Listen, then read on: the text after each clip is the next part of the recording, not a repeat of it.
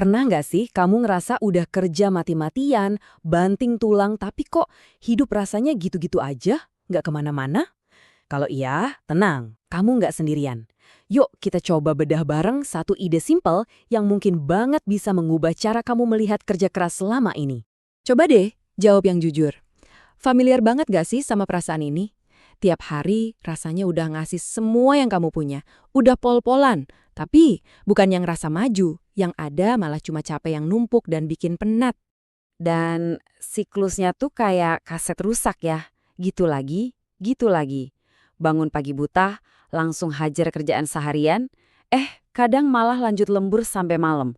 Tapi anehnya, setelah semua energi terkuras habis, progres yang kita harapkan itu kok kayak nggak kelihatan. Persis banget kayak lari di treadmill. Keringetan iya, ngos-ngosan iya, tapi ya nggak pindah kemana-mana. Nah, ini dia nih titik baliknya. Coba deh kita lihat dari sudut pandang yang beda. Gimana kalau masalahnya itu bukan karena kamu kurang usaha? Gimana kalau kamu itu sama sekali nggak malas? Kuncinya mungkin di sini nih. Ternyata ada jurang yang dalam banget antara sibuk dan produktif. Penting banget nih buat kita semua ngerti bedanya. Soalnya ini adalah kunci buat keluar dari lingkaran setan capek tapi stuck.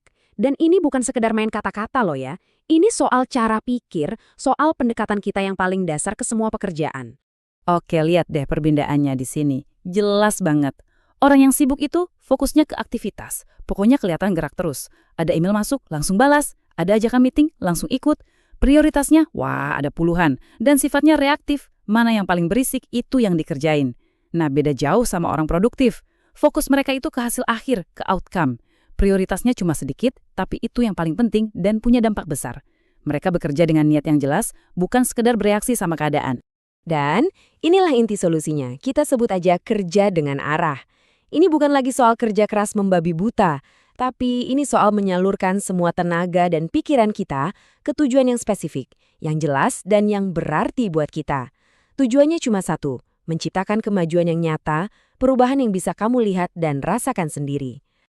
Jadi, ini dia intinya. Kerja keras itu sama sekali nggak salah, malah itu modal utama kita.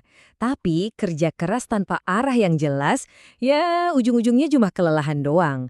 Nah, saat kerja kerasmu itu kamu gabungkan dengan arah yang pas, disitulah keajaiban terjadi. Itulah formula yang benar-benar bisa ngubah permainan.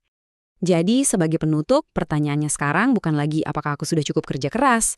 Coba deh, ganti pertanyaannya jadi ini, dan renungkan baik-baik. Semua energi, waktu, dan keringat yang sudah kamu keluarkan selama ini, sebetulnya kamu arahkan kemana? Apa arah dari semua kerja kerasmu?